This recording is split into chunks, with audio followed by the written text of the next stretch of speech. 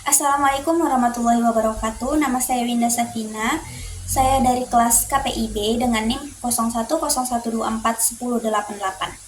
Baiklah, di sini saya akan menceritakan sedikit tentang kisah Luqman dan siapa sih Luqman itu, kenapa sih nama dia itu tertera di dalam Al-Qur'an. Baiklah, di sini saya akan menceritakan sedikit tentang kisahnya. Jadi, Luqman ini ataupun nama Luqman Hakim, nama panjangnya itu Luqman Hakim, dia ini namanya itu tertera di dalam Al-Qur'an. Dia juga mendapatkan anugerah dari Allah yaitu berupa hikmah. Telah Allah jelaskan juga dalam Quran surah Luqman ayat 12 yang berbunyi, Bismillahirrahmanirrahim. Walaqad ataina Luqmanal hikmata anishkur lillahi wa may yashkur fa innama yashkuru li nafsihi. Wa man kafara fa innallaha ghaniyyun hamid.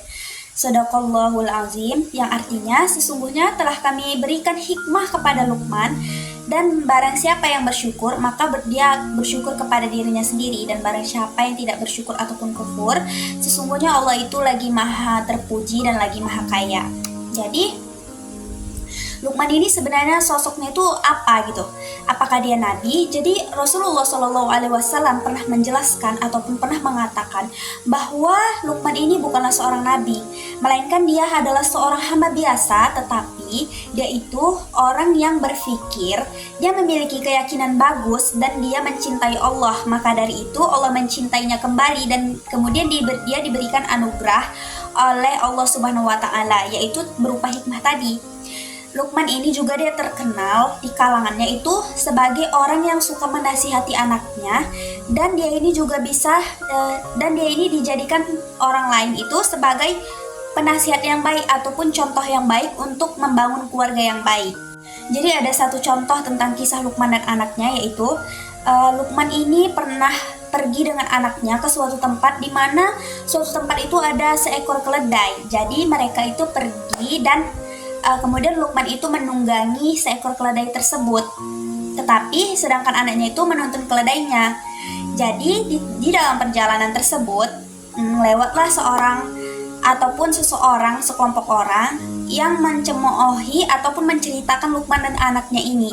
Jadi seseorang itu mengatakan bahwa orang tua itu tidak sopan karena anaknya disuruh menuntun keledai sedangkan dia menaiki seekor keledai tersebut.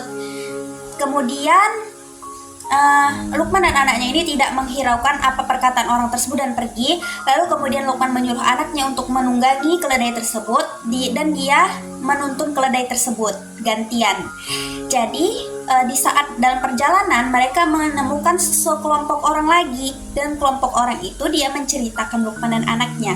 Tetapi kebalikannya, orang-orang itu menceritakan Luqman dan anaknya itu bahwa anak itu tidak sopan karena orang tuanya itu disuruh menuntun keledai sedangkan dia menunggangi keledai tersebut.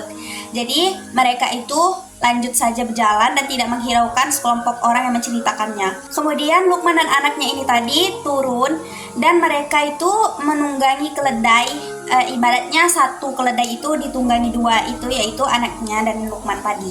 Jadi mereka menunggangi keledai tersebut dan mereka melewati sekelompok orang lagi yang lagi-lagi menceritakan mereka.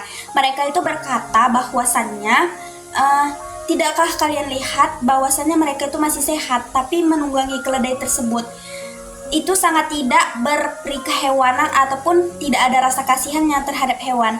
Lalu kemudian Luqman dan anaknya ini pergi, tapi di posisinya itu mereka berdua itu menuntun keledainya dan tidak ada yang menungganginya. Jadi di dalam perjalanan mereka menuntun keledai, mereka melewati seorang lagi dan mereka itu berkata, lihatlah mereka, subhanallah, mereka itu menuntun keledai tersebut padahal keledai itu tampak sehat. Kenapa mereka tidak menungganginya saja? Mereka tampak bodoh ya. Orang-orang itu berkata kepada Luqman dan anaknya itu seperti itu. Kemudian Luqman ini menasihati anaknya kembali dengan apa yang sudah mereka lewati bersama-sama tadi. Jadi Luqman ini menasihati anaknya bahwasannya, lihatlah anakku, bahwasannya orang itu tidak akan ada puasnya, dan lakukan sajalah apa yang kamu mau dan apa yang menurutmu itu bagus dan tidak bertentangan kepada Allah. Jadi intinya itu kita tuh tidak boleh ataupun kita tidak usah mendengarkan omongan orang lain. Kita lakukan saja apa yang bisa kita lakukan. Karena kalau misalnya pun kita mendengarkan omongan orang lain, itu tidak akan ada habisnya dan tidak akan ada puasnya. Jadi mungkin itu saja yang bisa saya ceritakan sedikit tentang kisah Luqman ini. Apabila ada salah kata, saya mohon maaf. Saya akhiri. Wassalamualaikum warahmatullahi wabarakatuh.